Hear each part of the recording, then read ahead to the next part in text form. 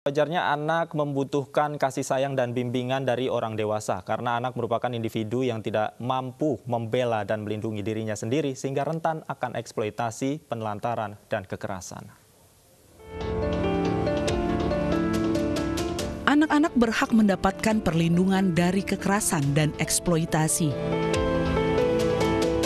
Ironisnya, KPAI, Komisi Perlindungan Anak Indonesia, mendapatkan 4.369 aduan di tahun 2020. Di antaranya pengaduan terbanyak dalam hal anak yang berhadapan dengan hukum, yaitu 1.251 kasus atau 28,63%. Selanjutnya laporan kasus anak kedua, 896 kasus atau 20,51% pada laporan keluarga dan pengasuhan alternatif. Sedangkan pengaduan terbanyak ketiga merupakan aduan pornografi dan cybercrime, terdapat 653 kasus atau hampir 15% aduan. Laporan kasus yang masuk ke KPAI datang dari penjuru Indonesia, dari berbagai latar belakang pendidikan dan ekonomi. KPAI menerima aduan kasus keluarga dan pengasuhan alternatif sejak tahun 2015 hingga 2020. Terjadi peningkatan sejak tahun 2017 hingga 2019. Terbanyak di tahun 2019 hingga 896 kasus.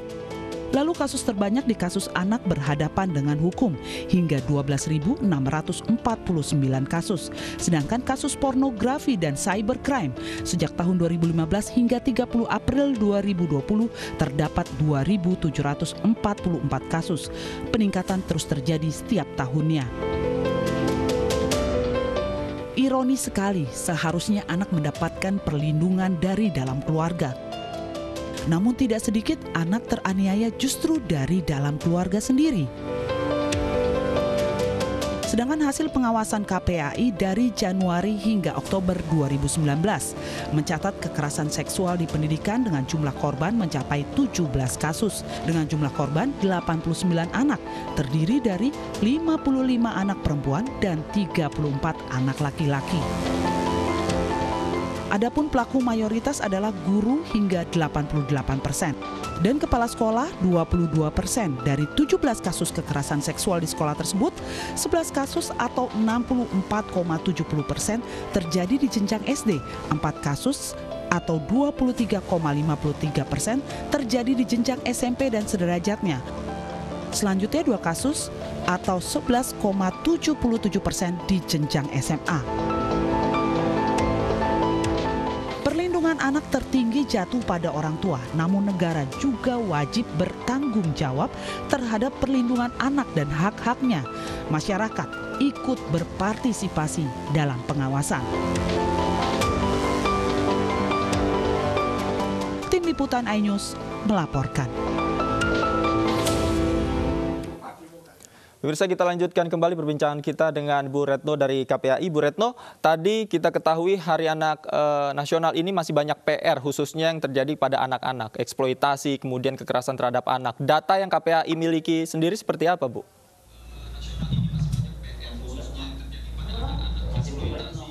Dari tahun 2019 sampai 2011 sampai 2019 lah ya, sebenarnya fluktuatif sih angka-angka itu. Angka cukup tinggi misalnya terjadi di 2014, kemudian di 2018. Kalau kita pakai rentang waktu 2019 sampai 2020. Nah, untuk kasus-kasus kekerasan itu memang terjadi di beberapa ranah. Nah, kalau pada tahun 2020 ini kekerasan memang jadinya di sekolah karena sekolah tidak dibuka, maka kekerasannya memang lebih banyak ditemui adalah pada lingkup keluarga. Nah, justru ini ya, ketika di ruang-ruang privat seperti ini memang sulit pengawasan, kecuali tetangga kiri dan kanan. Dan memang penting kita tidak cuek ya ketika mengetahui ada anak mengalami kekerasan, meskipun dari orang tuanya sendiri, karena anak tidak boleh ya diperlakukan dengan kekerasan oleh keluarga. keluarganya. Jadi ini yang paling penting di sini adalah bagaimana di Hari Anak Nasional ini kita semua menyadari. Jadi kuatkan pengasuhan positif, tingkatkan disiplin positif, dan mulai ya orang tua yang kerap melakukan kekerasan terhadap anak lebih baik berobat atau merehabilitasi diri agar dia bisa berubah dalam pola pengasuhannya. Baik, Bu Retno, ini kan kasus kekerasannya dari tahun ke tahun meningkat begitu, Bu. Kemudian apa upaya yang harus dilakukan khususnya oleh orang-orang terdekat agar kasus-kasus ini juga tidak meningkat setiap tahunnya, Bu?